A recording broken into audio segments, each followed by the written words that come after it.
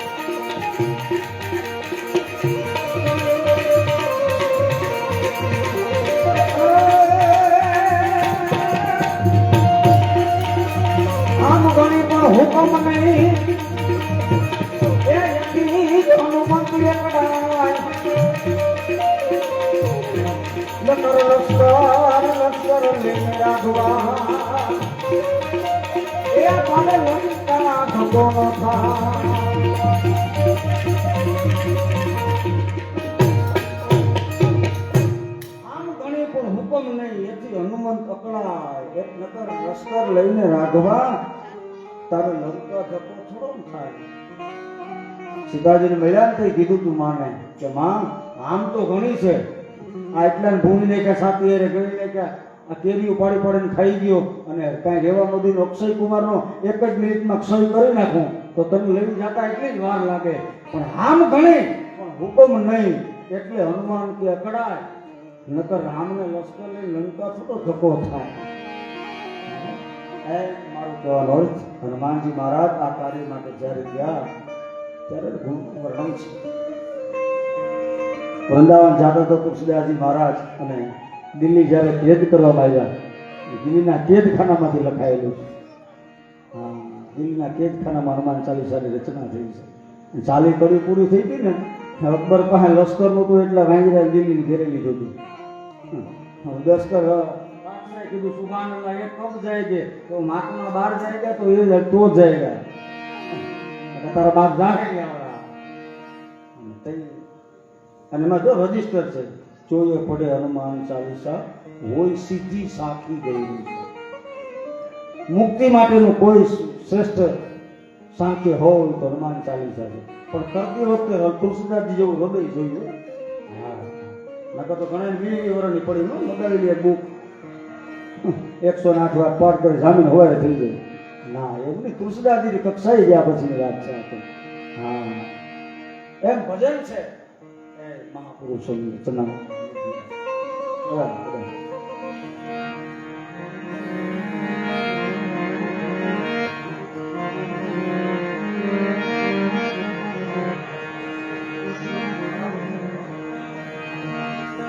ભંડારાના સાનિધ્યમાં છે મહેમાનો ઉપસ્થિત બધાનું ભાવથી સીતારામ સ્વાગત છે.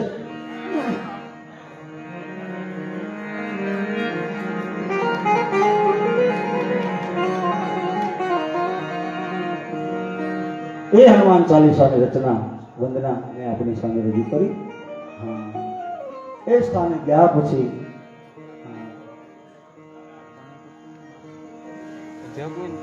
મુક્તિનું સ્થાન હનુમાન ચાલીસા. એ હનુમાન ચાલીસાના પાઠ સ્વર્ગસ્થ બનેવી સાહેબ તુલસીદાસજી મહારાજ એની પાછળ એકદમ સરળ સ્વભાવની વ્યક્તિ. જોકે જ્યારે સોનારી આવવાનું બન્યું છે બધા ભાઈઓ કુટુંબની, પછી ગામમાં બેનની ઘરે આવીએ તો ભલે, વિજયભાઈ વાળી ઘરે વાડીએ જઈએ તો બીજા ભાઈઓ ત્યાં જઈએ તો ભલે, બધું પરિવાર એમનો પ્રેમ. આટલા વર્ષથી અમારા બેન અહીં સાસરે છે અને આખો કુટુંબ અમને એક એવો અનુભવ છે બધા ભાઈઓનો. ઉત્તમ જ નહીં, કાનો જ નહીં, બેયમાં ભાણિયામાં કેમ ને બધા મામાનું સંબોધન કરી પ્રેમ ભાવની લાગણીથી અમને રાખે છે. એટલે અહીં બનેવી સાહેબનું વિદાય થઈ ગઈ એ તો વાત સત્ય સનાતન છે. કદાચ હું તમે ગમે એટલા લાડ લડાવીએ પણ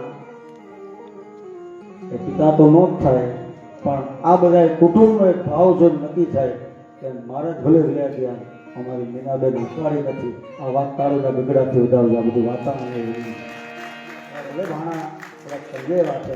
આ સત્ય આવું મને કોઈ કીધું નથી, તમે હું બોલજે. અને મારો એક સ્વભાવ છે, હું જે જોઉં ને એ બોલું અને દેખાય. મને ને મારા આખા કુટુંબે આવો અનુભવ કર્યો છે.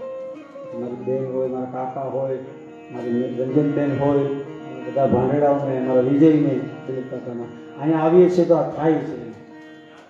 બેન નથી, આખો પરિવાર અમારો છે. આવો નવો પ્રેમ પરમાત્મા બધાની પાસે રાખે એવી ભાવના. એક હનુમાન ચાલીસાની ફરમાઈશ પૂરી કરી અને બીજી ટૂંકી વાત પછી હું સમય આપી શકું નથી, કારણ કે આપણો મુકેશભાઈ છે, બટુભાઈ વિરેજિયા છે, મોહનદાસ બાપુ આલેદરથી મનદાસ બાપુ છે, ઘણા ભજનીકો છે.